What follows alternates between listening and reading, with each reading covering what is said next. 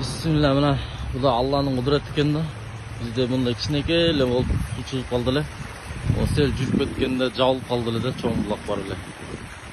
Ошондон мо кичинекей болуп ноодон эле агып калды эле да, кичинекей турбадан эле. Бул Алланын кудрети экен.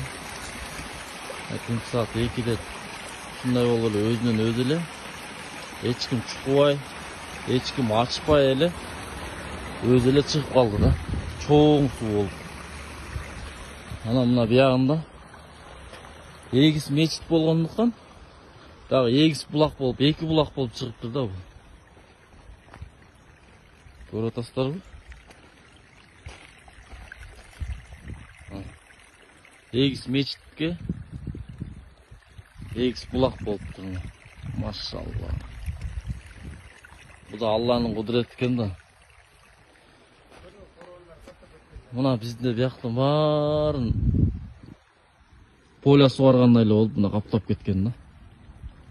Жолго чейин чыгып. Биягыбызда болсо, биягыбызда стройка жүрүп атабыз. Биягыбызда туалет салып атабыз да, ажаткана. Элдер туалет жок, кыйналып кетти да, мына туалет салып атабыз.